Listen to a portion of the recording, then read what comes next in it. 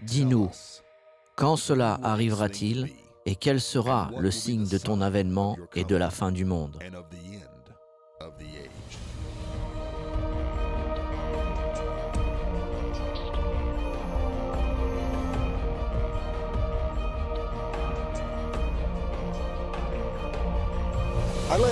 Notre leçon d'aujourd'hui est l'Antichrist et le faux prophète, les deux hommes qui vont bientôt gouverner le monde. Dans la partie précédente de Comprendre la fin des temps, nous avons appris la renaissance du Saint-Empire romain. Nous avons aussi appris qu'il y a toujours été gouverné par deux dirigeants, un dirigeant politique et un dirigeant religieux. La Bible nous dit que le Saint-Empire romain de la fin des temps sera de nouveau gouverné par un dirigeant politique et un dirigeant religieux. Le dirigeant politique sera un homme appelé l'Antichrist. Le dirigeant religieux sera le faux prophète. Examinons tout d'abord l'Antichrist. Je parle du dictateur mondial qui vient et qui se trouve actuellement sur la terre attendant d'être révélé. L'Antichrist porte plusieurs noms dans les Écritures. Il est appelé l'homme du péché, il est appelé le fils de la perdition. Regardons cette écriture dans 2 Thessaloniciens au chapitre 2 et au versets 3 et 4. « Que personne ne vous séduise d'aucune manière, car il faut que l'apostasie soit arrivée auparavant, en parlant de la deuxième venue de Christ, et qu'on ait vu paraître l'homme du péché, le fils de la perdition, l'adversaire qui s'élève au-dessus de tout ce qu'on appelle Dieu ou de ce qu'on adore. Il va jusqu'à s'asseoir dans le temple de Dieu, se proclamant lui-même Dieu.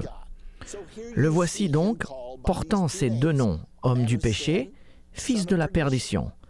Cependant, il a aussi d'autres noms.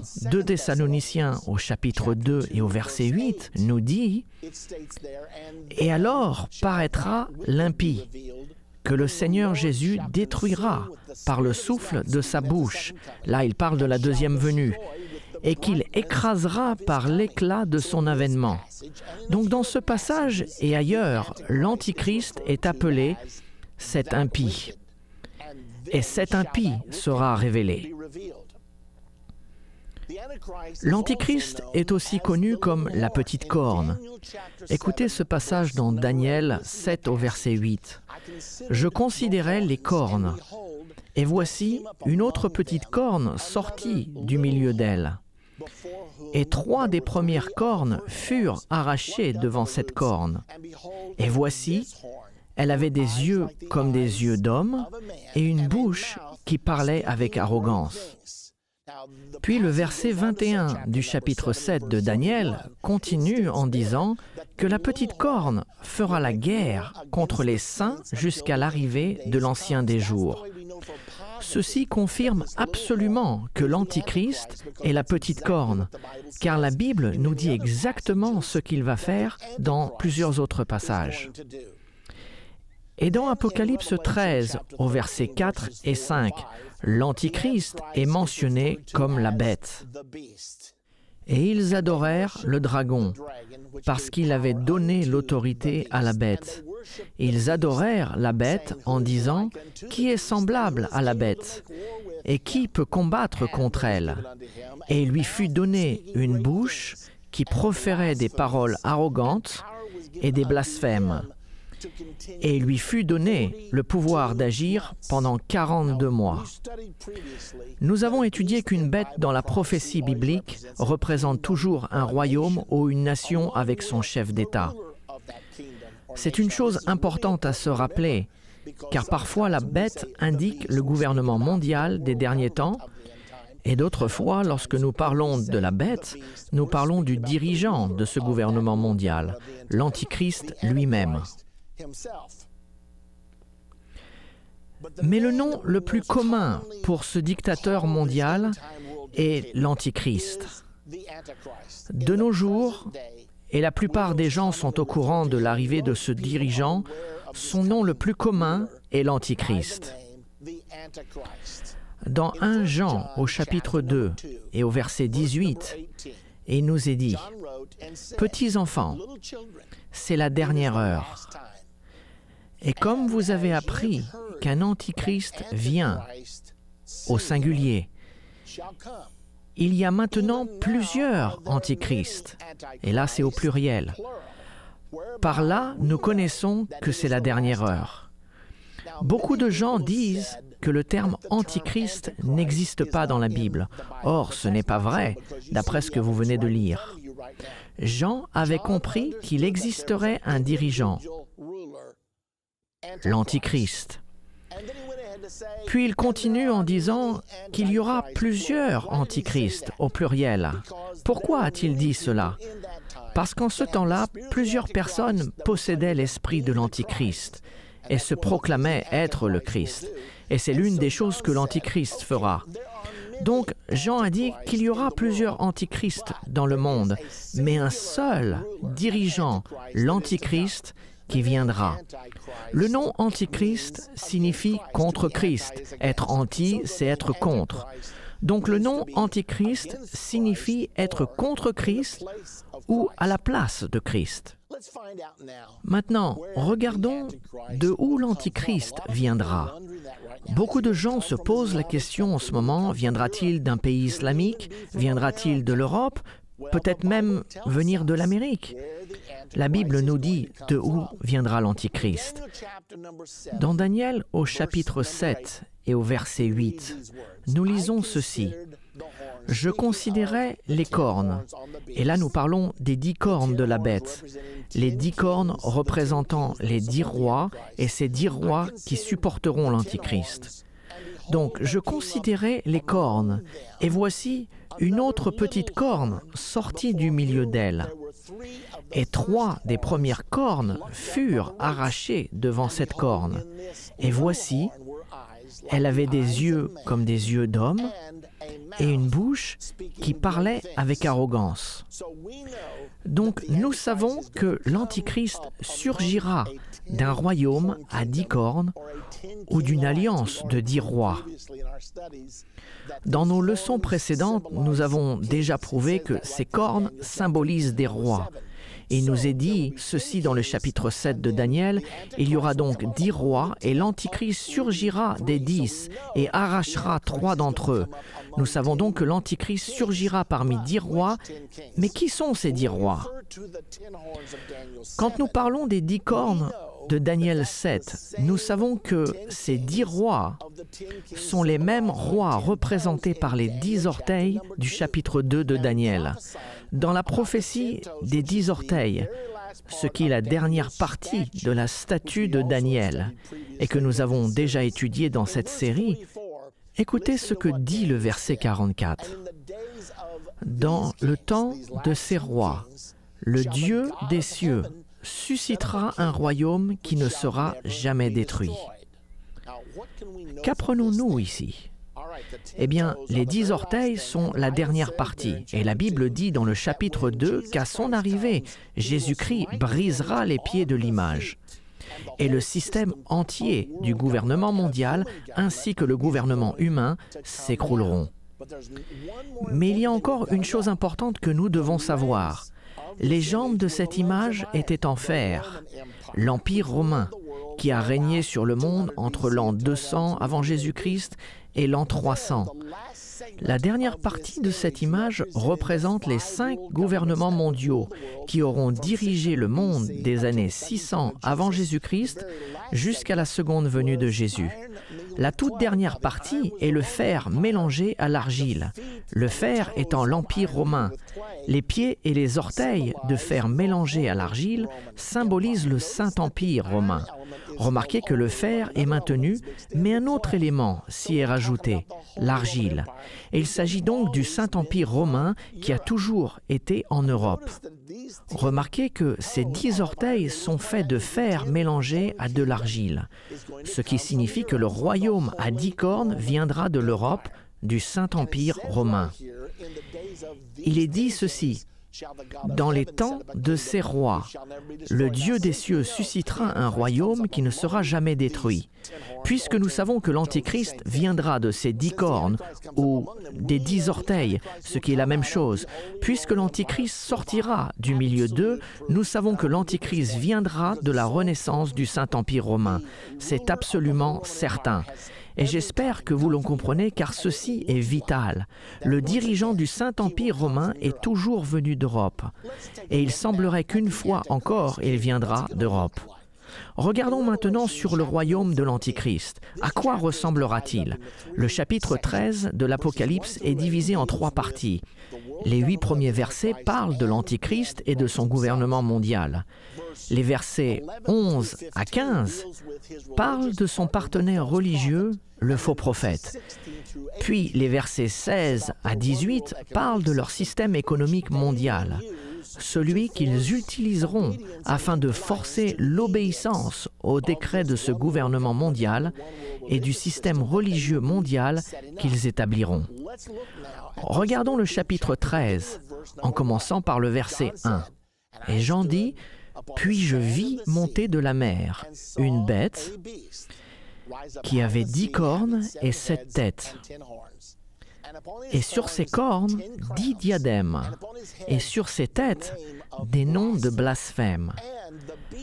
La bête que je vis était semblable à un léopard, ses pieds étaient comme ceux d'un ours, et sa gueule comme une gueule de lion. Le dragon lui donna sa puissance, son trône et une grande autorité. Rappelez-vous, une bête symbolise un royaume ainsi que son chef d'État. Cette bête symbolise le gouvernement mondial des derniers temps ainsi que son dirigeant. Il sera composé de la plupart des nations sur cette terre aujourd'hui, y compris le nouveau Saint-Empire romain qui vient juste de renaître le 3 novembre 2009. Examinons une fois de plus cette bête. L'Alliance des 10 nations s'unira pour former ce système de gouvernement mondial. Souvenez-vous que la bête avait le corps d'un léopard, les pattes d'un ours, la gueule d'un lion et les 10 cornes du royaume à 10 cornes.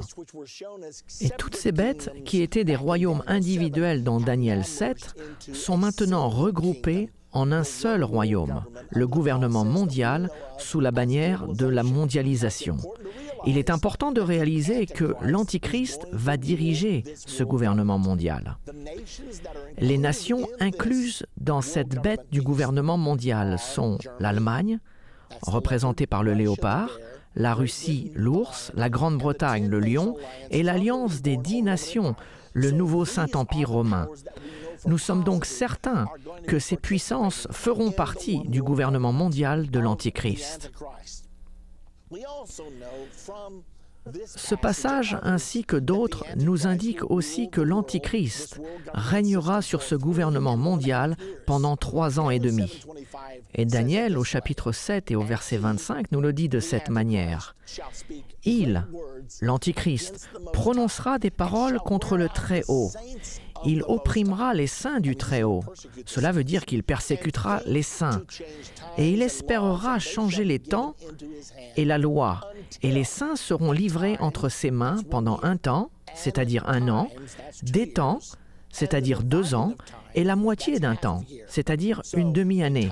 Donc un temps, des temps, et la moitié d'un temps correspond à 3 ans et demi. Nous le savons car dans Apocalypse 13, nous trouvons la même chose, mais dite différemment. Apocalypse 13 au verset 5 nous dit ceci. « Et il lui fut donné, le gouvernement mondial et l'Antichrist, une bouche qui profanait des paroles arrogantes et des blasphèmes. et lui fut donné le pouvoir d'agir pendant 42 mois. Et bien sûr, 42 mois sont un temps, des temps et la moitié d'un temps, ou 3 ans et demi. Nous aimerions tous savoir l'identité de l'Antichrist et le jour viendra où cela sera possible. Cependant, en étudiant ces 3 livres de la Bible, Daniel, Apocalypse et 2 Thessaloniciens, de ces 3 livres, nous avons 53 prophéties spécifiques sur l'Antichrist. J'étais étonné de réaliser combien nous en avions. Maintenant, cet homme, l'Antichrist, est sans aucun doute vivant sur terre aujourd'hui. Toutes les prophéties qui concernent son règne se réalisent en ce moment. Donc, apprenons un peu plus au sujet de l'Antichrist. C'est un sujet très débattu. Certains pensent que l'Antichrist pourrait être un système et non une personne. Regardons ce que nous dit la Bible. Dans Daniel 7, au verset 24 et 25, il nous est dit que 10 rois s'élèveront. Et bien sûr, les rois sont des hommes, n'est-ce pas? Puis un autre roi s'élèvera parmi ces 10 et abaissera 3 d'entre eux. Et comme il est un roi, il est évident que ce soit un homme. Donc nous voyons ici que l'Antichrist sera un roi ou un dirigeant, donc ce sera un homme. La deuxième chose dont nous sommes certains au sujet de l'Antichrist est qu'il confirmera l'alliance abramique. Dans Daniel 9, au verset 27, il nous est dit que l'Antichrist fera une alliance avec plusieurs pendant 7 ans. Il s'agit de l'alliance dans Genèse 15, au verset 18, quand Dieu a fait une alliance avec Abraham, lui disant que la terre sur laquelle tu vis t'appartiendra, à toi et à ta postérité à jamais. C'est la raison pour laquelle nous l'appelons la terre sainte. C'est la terre de l'alliance, la terre promise. Quand ce pacte de paix sera signé, reconnaissant le droit d'existence d'Israël, il sera signé par la communauté internationale et par les Palestiniens ainsi qu'Israël. D'une façon ou d'une autre, l'Antichrist participera à la signature de ce pacte qui confirmera le droit d'existence d'Israël. Et c'est actuellement l'une des plus grandes tensions dans le conflit de la Terre Sainte. Maintenant, l'Antichrist ne sera peut-être pas au devant de la scène lors de ce pacte de paix. Il sera peut-être l'un d'entre eux. La Bible nous dit simplement qu'il confirmera l'alliance avec plusieurs pendant 7 ans. Mais nous verrons qu'il ne sera révélé que 3 ans et demi plus tard. Dès que la communauté internationale confirmera l'alliance, alors commenceront les 7 années avant Armageddon. Mais l'Antichrist ne sera révélé que 3 ans et demi plus tard. La troisième chose dont nous sommes certains est que l'Antichrist s'élèvera parmi 10 rois. Nous l'avons déjà mentionné dans Daniel 7 au verset 24 et Apocalypse 17 au verset 12 à 13. Les deux déclarent spécifiquement qu'un royaume de 10 nations existera et qu'il constituera la base du pouvoir de l'Antichrist. Nous voyons donc que l'Antichrist a plusieurs choses à accomplir. S'il ne les fait pas, il n'est pas l'Antichrist. Il ne sera pas difficile de l'identifier quand il arrivera sur la scène, car il accomplira chacune de ses prophéties sans en manquer une. De plus, la Bible nous enseigne qu'il surgira parmi 10 rois et en déracinera 3. C'est donc très spécifique. Daniel 7 au verset 8 nous dit que la petite corne arrachera 3 rois. Et aussi dans Daniel 7 au verset 24, les 10 cornes, ce sont 10 rois qui s'élèveront de ce royaume, un autre s'élèvera après eux, il sera différent des premiers et il abaissera 3 rois. Nous allons donc voir tout ceci, ces choses vont réellement arriver, nous les verrons dans les actualités, et lorsque nous les regarderons, il va arriver un moment où nous saurons avec certitude que l'Antichrist a été révélé. Daniel 8, au verset 25, nous dit aussi que l'Antichrist se servira de la paix comme arme, ce qui est très intéressant. L'Écriture nous dit que l'Antichrist détruira plusieurs au nom de la paix. Se servir de la paix pour détruire. Comment cela peut-il se passer? Nous l'avons déjà vu plusieurs fois. Au nom de la paix, faites la guerre. Nous savons que les forces de l'ONU, afin de maintenir la paix, font la guerre contre des pays sous l'apparence de paix. Nous sommes ici pour faire la paix. Parfois, pour avoir la paix, il faut la créer. Par conséquent, l'Antichrist sera un pacificateur. Le 6e indice que nous avons sur l'identité de l'Antichrist se trouve dans Daniel 7 au verset 20. La Bible nous dit qu'il paraîtra plus grand que les autres. Puis dans Daniel 8 au verset 23, la Bible l'appelle un roi impudent et artificieux. Comment interpréter cela? Je l'ignore. Il est dit tout simplement qu'il paraît plus grand que les autres, puis il dit qu'il sera impudent et artificieux. Je suppose que nous le saurons quand nous le verrons. En attendant, il faut attendre et observer ce qui se passe. La Bible nous dit aussi que l'Antichrist se proclamera lui-même Dieu. Un homme, un politicien, finira par proclamer qu'il est Dieu. Comment le dira-t-il? Je ne sais pas. Cependant, la Bible nous dit dans 2 Thessaloniciens 2, versets 3 et 4, que personne ne vous séduise d'une manière, car il faut que l'apostasie soit arrivée auparavant et qu'on ait vu paraître l'homme du péché, le fils de la perdition, qui s'élève au-dessus de tout ce que l'on appelle Dieu ou de ce qu'on adore.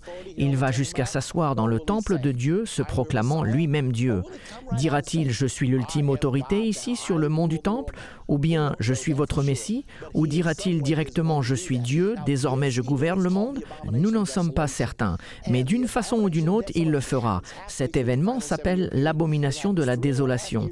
Et l'abomination de la désolation se passera juste au milieu des 7 dernières années. Cela se passe 3 ans et demi avant la bataille d'Armageddon. C'est aussi l'événement qui déclenchera la grande tribulation. Et l'abomination de la désolation sera la révélation de l'Antichrist. Rappelez-vous ce qu'a dit l'apôtre Paul dans 2 Thessaloniciens 2 au verset 3, « Et qu'on ait vu paraître l'homme du péché, le fils de la perdition. » Quand nous voyons un homme sur le mont du Temple proclamant qu'il est l'autorité ultime du lieu, ou qu'il est le Messie, ou qu'il est même Dieu, quand nous verrons cet événement, nous saurons avec certitude que cette personne, cet homme, c'est l'Antichrist. L'une des choses les plus trompeuses concernant l'Antichrist est qu'il sera vu comme quelqu'un d'intelligent. Daniel 7 au verset 8 dit qu'il aura une bouche qui parlait avec arrogance. Daniel 8, 23 le décrit comme artificieux. De plus, la Bible dit qu'il persécutera les saints de Dieu. Apocalypse 13 au verset 7 le dit de cette façon. « Et il lui fut donné de faire la guerre aux saints et de les vaincre. » Oh, j'aime pas ça du tout. Il a reçu l'autorité de faire la guerre contre les saints et de les vaincre. Il a fait la guerre contre Jésus et il l'a vaincu. C'est du moins l'apparence que l'on en a eue. Même si sa mort sur la croix fut la plus grande victoire qu'un être humain a accomplie dans l'histoire de l'humanité. Dans Daniel 7, 21, il dit « Je vis cette corne, cette petite corne qui arracha 3 autres et qui sortait des 10. Je vis cette corne faire la guerre aux saints et l'emporter sur eux. » La Bible ajoute qu'il dominera le monde, mais qu'il fera face à une résistance. Apocalypse 12 au verset 14, Israël sera protégé contre l'Antichrist. Il est dit que lorsque Satan persécute la femme couronnée de 12 étoiles, les étoiles étant les 12 tribus d'Israël, quand Satan persécute cette femme, elle lui sera donnée 2 ailes d'un grand aigle, faisant peut-être une allusion aux États-Unis, qui la protégeront et elle s'enfuira dans son lieu étant la terre sainte, Israël. Et elle sera protégée pour un temps, des temps et la moitié d'un temps. La Bible dit aussi dans Daniel 11 au verset 41 que la Jordanie ne sera jamais sous l'emprise de l'Antichrist. Et il est dit qu'Édom, Moab et les enfants d'Ammon seront délivrés de sa main. Édom est le sud de la Jordanie, les montagnes de Moab sont en Jordanie, et Ammon et Tamam en Jordanie. Donc la Jordanie ne tombera jamais sous la main de l'Antichrist. La raison pour laquelle nous mentionnons cela est que certaines personnes pensent que l'Antichrist contrôlera le monde entier. Il dominera sur le monde, mais ne contrôlera pas chaque endroit du monde. Daniel 11, 44 déclare que durant les 3 dernières années et demie, il nous est dit « Des nouvelles de l'Orient » et du septentrion viendront l'effrayer. Et il partira avec une grande fureur pour détruire et exterminer des multitudes. Donc il aura de l'opposition même durant les 3 dernières années et demie. Ceci nous montre tout simplement qu'il aura une puissance, qu'il dominera le monde, mais qu'il n'aura pas le contrôle absolu. Le 11e indice que nous avons est qu'il honorera le Dieu des forces, ce qui nous est dit dans Daniel 11, 38.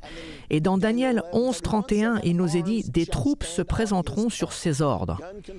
Le contrôle des armes sera sans doute l'un de ses objectifs principaux, tout comme l'est celui de l'ONU. Nous avons tous entendu « Que la force soit avec toi ». La Bible nous dit aussi que l'Antichrist sera un grand adepte du changement. Daniel 7, au verset 25, dit « Il prononcera des paroles contre le Très-Haut, il opprimera les saints du Très-Haut, et il espérera changer les temps et la loi. » Le message de l'Antichrist sera « Le changement, le changement, le changement. » Tout doit changer. Nous avons dévoilé les 12 indices concernant l'identité de l'Antichrist. Dans la prochaine partie de la fin de l'ère, nous terminerons nos indices sur l'Antichrist et nous identifierons avec certitude le faux prophète, le dirigeant religieux. Donc ne le ratez pas. Nous continuons notre étude au sujet de l'Antichrist et du faux prophète, le dirigeant politique et le dirigeant religieux dont la Bible nous dit spécifiquement qu'ils dirigeront le monde pendant le gouvernement mondial de la fin des temps. Le dirigeant politique sera l'Antichrist, le dirigeant religieux, le faux prophète. Dans notre dernière partie, nous avons parlé de 12 indices précis qui nous sont donnés dans la Bible afin de pouvoir identifier l'Antichrist. Regardons maintenant l'indice numéro 13. Celui-ci est intéressant. L'indice numéro 13 dans Daniel au chapitre 11 et au verset 37 nous dit ceci. L'Antichrist n'aura égard ni au Dieu de ses pères, ni à la divinité qui est l'objet du désir des femmes. Il n'aura égard à aucun Dieu, car il se glorifiera au-dessus de tous. Il sera un dirigeant très égoïste. Mais la phrase clé est celle-ci. Il n'aura aucun égard au désir des femmes. Beaucoup de personnes ont immédiatement fait la conclusion que cela veut dire qu'il sera homosexuel. Eh bien, ça peut signifier cela, mais d'un autre côté, peut-être pas. Quel est le désir traditionnel des femmes dans la Bible? Si vous étudiez au travers de la Bible, c'est toujours le désir des femmes d'avoir des enfants. Avez-vous déjà été autour d'une femme qui a le désir ardent d'avoir un enfant? Elle peut vous rendre fou. Et dans la Bible, nous avons plusieurs exemples de femmes qui ont prié pour avoir un enfant. Elles ont aspiré à avoir un enfant. Nous savons que l'une des plus grandes parties sur l'agenda du gouvernement mondial est de contrôler la population. Nous savons qu'en Chine, ils ont une politique de l'enfant unique. Vous n'êtes pas autorisé à avoir plus d'un enfant. Il se peut que l'Antichrist fasse de cette loi d'enfant unique une loi mondiale. Nous ne sommes pas sûrs de cela, mais il est intéressant de s'y arrêter. Et il y a une forte possibilité que cela se passe de cette manière. L'indice numéro 14. La Bible nous dit que le chiffre de son nom sera 666. C'est dans Apocalypse au chapitre 13 et au verset 18. C'est ici la sagesse, que celui qui a de l'intelligence calcule le nombre de la bête. Car c'est un nombre d'hommes, et son nombre est 666. En anglais, c'est une ancienne version de la langue. En anglais, la dizaine 60 est appelée threescore, donc 666. Nous ne pensons pas qu'ils appliqueront un 666 sur votre main ou sur votre front, car l'Écriture dit que celui qui a l'intelligence compte ou calcule le nombre de la bête. Apocalypse 15 au verset 2 nous dit « Ce sera le nombre de son nom ». Nous en parlerons davantage durant notre leçon dédiée exclusivement à la marque de la bête. Néanmoins, ce sera l'un des facteurs clés pour reconnaître l'Antichrist. Le nombre de son nom sera égal, d'une certaine façon, à 666. Une autre chose qui sera exceptionnelle au sujet de ce dictateur mondial, appelé l'Antichrist, c'est qu'il sera promu par un partenaire religieux. Le dirigeant religieux le plus puissant sur Terre le soutiendra et influencera le monde à le suivre. Cette personne s'appellera le faux prophète. Ainsi, nous avons l'Antichrist et le faux prophète. C'est exactement ce qui va se passer lorsque l'Antichrist viendra au pouvoir. Il aura l'appui de ce dirigeant religieux. Maintenant, l'Antichrist arrive. Il sera bientôt révélé. Sans aucun doute, il est quelque part sur terre actuellement. Nous pouvons être parmi ceux qui comprennent les prophéties, les signes des temps. Nous pourrons savoir quand il se révélera. Il y aura des gens qui sauront exactement qui il est. Maintenant, alors que nous continuons, nous allons regarder sur le faux prophète. Souvenez-vous que je vous ai dit précédemment que l'Antichrist est dévoilé dans Apocalypse 13 au verset 1 à 8. Dans les versets 11 à 15, nous regardons le partenaire religieux de ce dictateur mondial et qui dans la Bible est appelé le faux prophète. Le faux prophète sera le dirigeant religieux le plus célèbre et le plus aimé de la planète. Il utilisera son influence religieuse pour dire aux gens que ce gouvernement mondial est bon, que ce nouvel ordre mondial est bien. Il dira que cet homme, ce dictateur mondial, est un merveilleux cadeau de Dieu. Il ne l'appellera pas l'Antichrist, il ne l'appellera pas la bête, il ne l'appellera pas l'homme du péché ni le fils de la perdition. Il l'élèvera, l'exaltera et influencera le monde à le suivre. Donc, Apocalypse 13 au verset 11 nous dit « Puis je vis monter de la terre une autre bête qui avait 2 cornes. Maintenant, cette autre bête avait 7 têtes et 10 cornes. Cette bête-là a 2 cornes semblables à celles d'un agneau et qui parlait comme un dragon. » Quel paradoxe nous avons ici! Car dans la Bible, habituellement, quand nous pensons agneau, nous pensons bien. Jésus-Christ lui-même était appelé l'agneau de Dieu qui a ôté les péchés du monde. Cependant, cette deuxième bête ressemble à un agneau, mais l'apparence peut être trompeuse. Elle ressemble à un agneau, mais elle parle comme un dragon. Donc, qui est le dragon dans la Bible? Dans Apocalypse au chapitre 12 et au verset 9, il nous est parlé de ce dragon, le serpent ancien, appelé le diable et Satan. Donc il ressemble à Jésus-Christ, mais il parle comme le diable. Il est un prophète, mais c'est un faux prophète. Maintenant, le faux prophète va influencer le monde à suivre l'Antichrist. Nous lisons à ce sujet dans le verset suivant, au verset 12 du chapitre 13.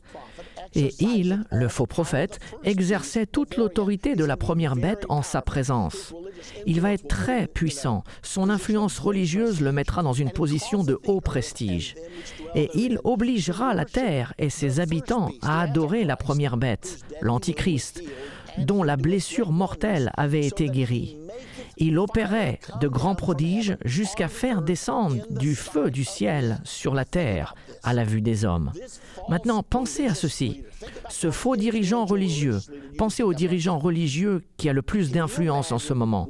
Pouvez-vous imaginer ce qui se passerait si on le voyait à la télévision, dans le monde entier, faisant descendre le feu du ciel? Laissez-moi vous demander, comment réagiriez-vous en voyant avec vos propres yeux un homme faire descendre le feu du ciel? Les gens vont pleurer, les gens vont adorer, les gens vont danser et se réjouir. Ceci est incroyable. C'est l'œuvre de Dieu sur terre.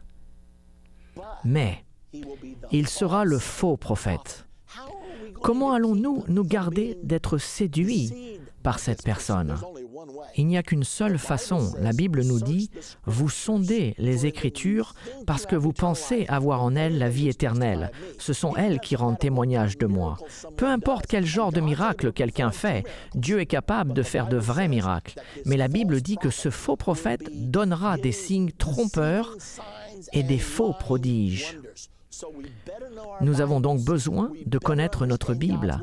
Il nous est nécessaire de comprendre la parole de Dieu pour discerner le vrai du faux, le vrai prophète du faux prophète.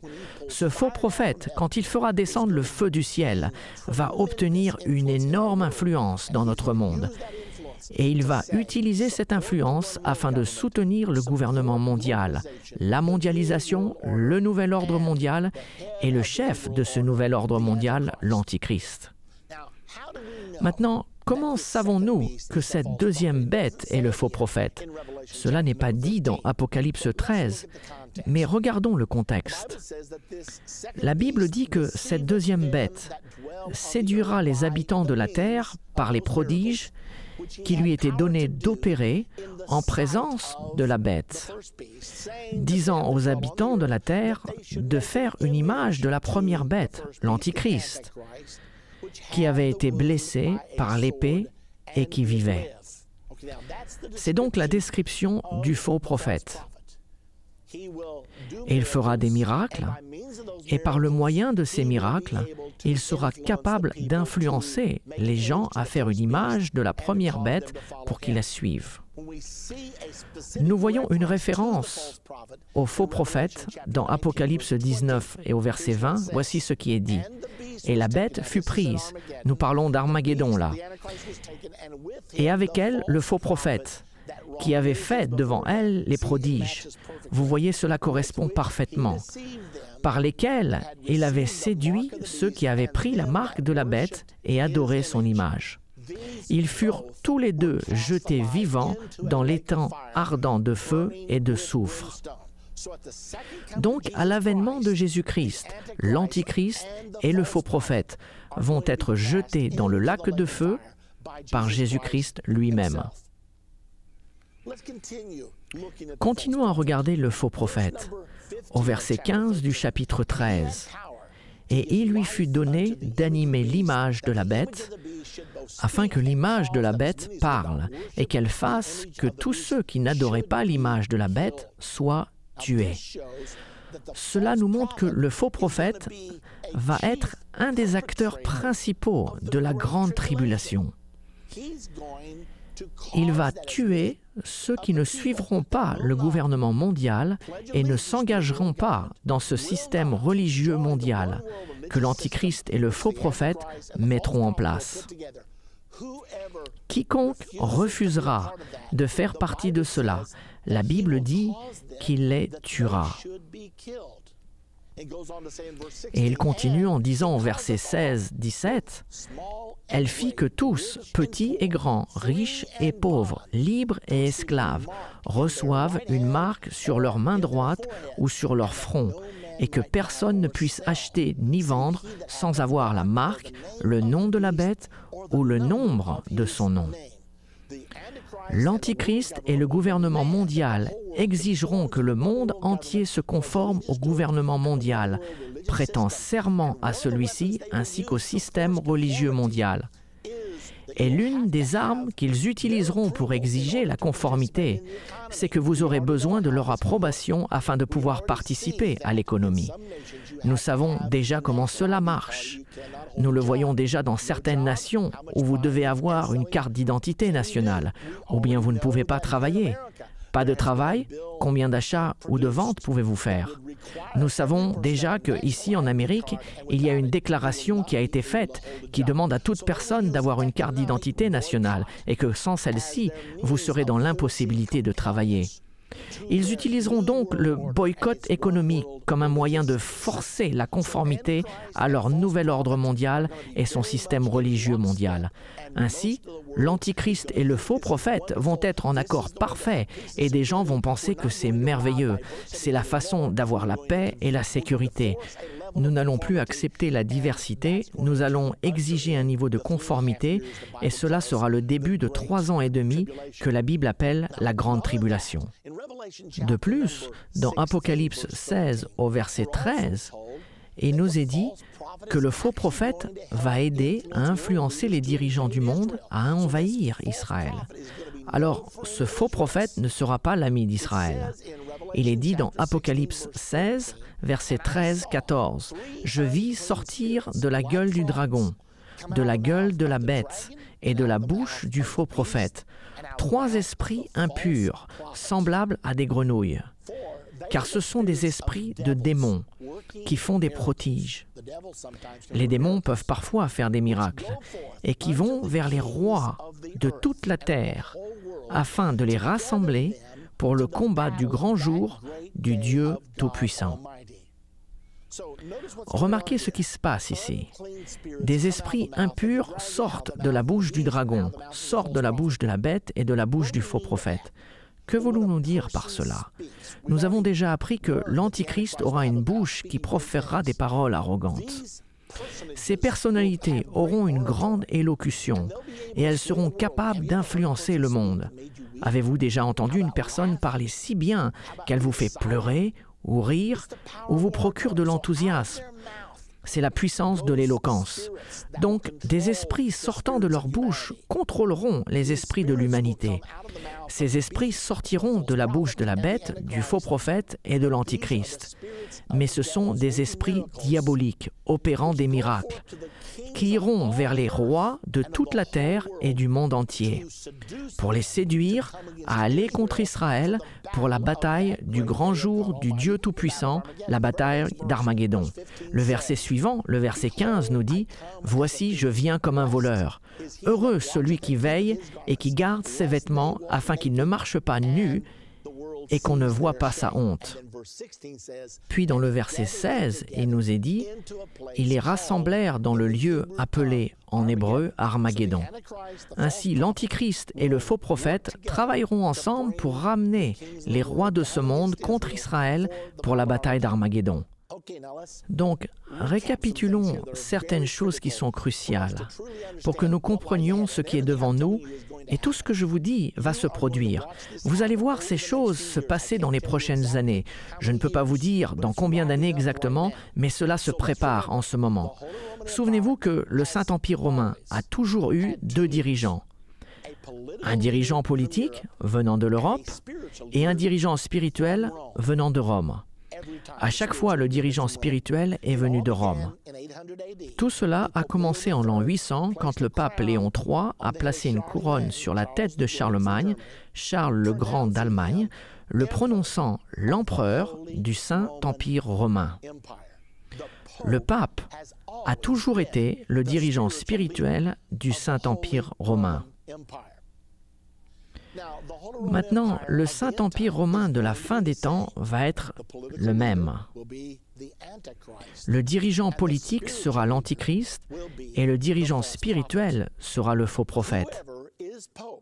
Celui qui sera le pape à l'heure de l'Antichrist sera le faux prophète.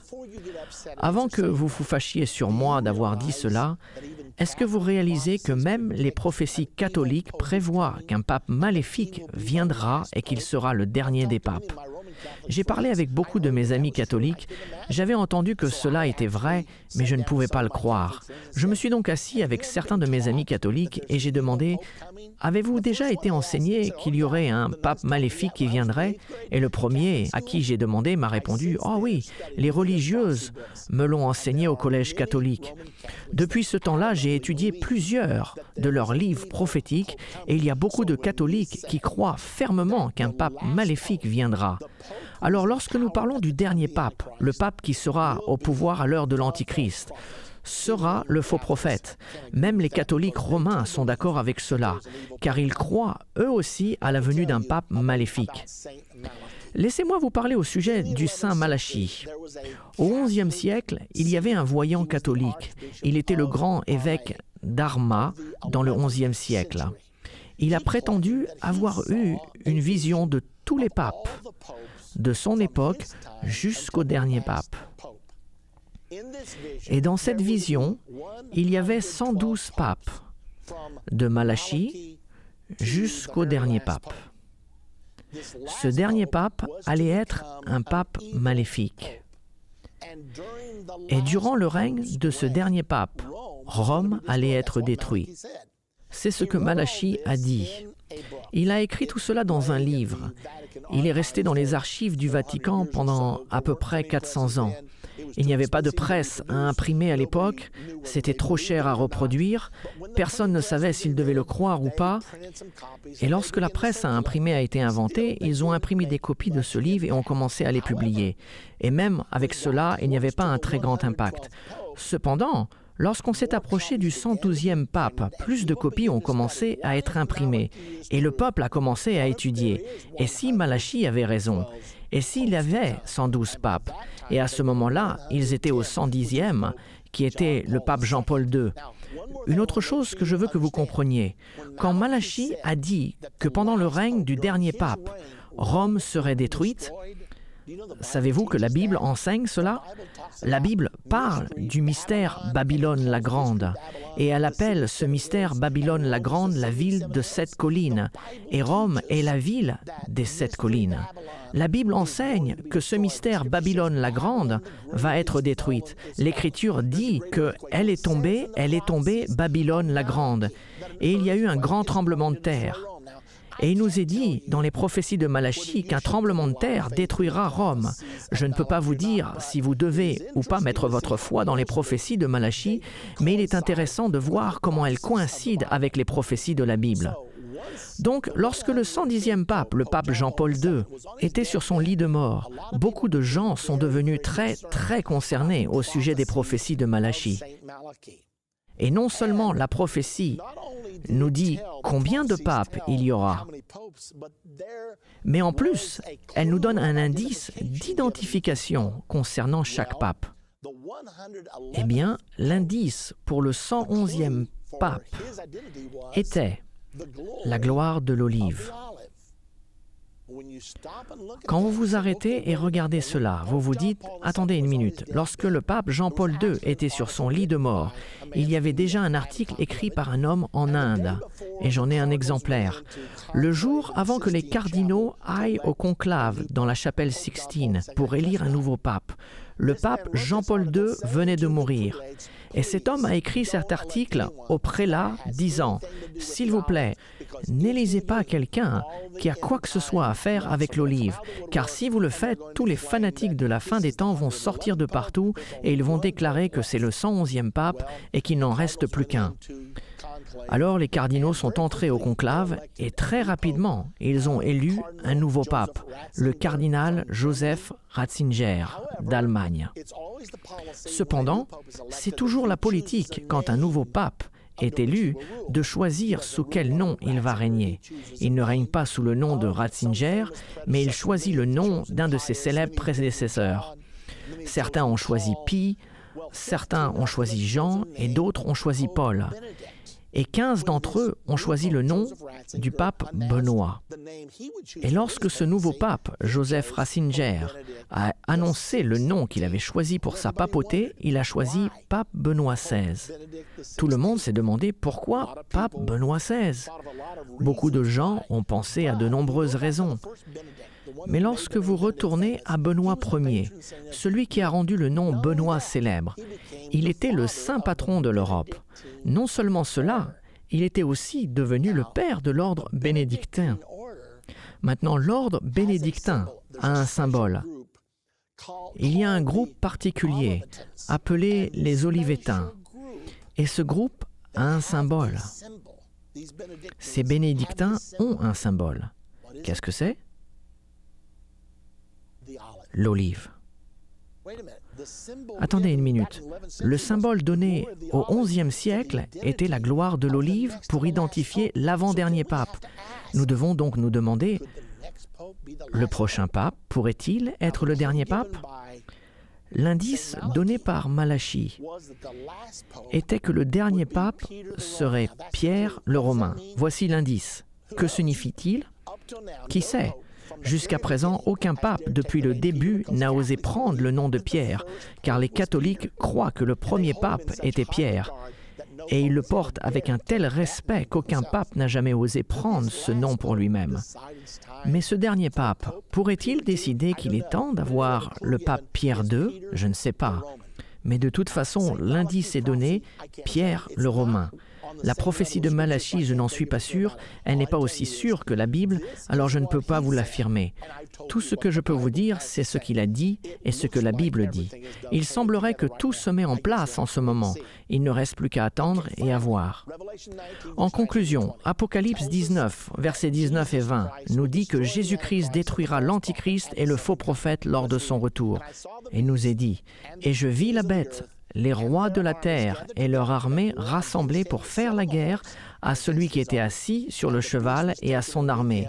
Et la bête fut prise, et avec elle le faux prophète, qui avait fait devant elle les prodiges par lesquels ils avaient séduit ceux qui avaient pris la marque de la bête et adoré son image.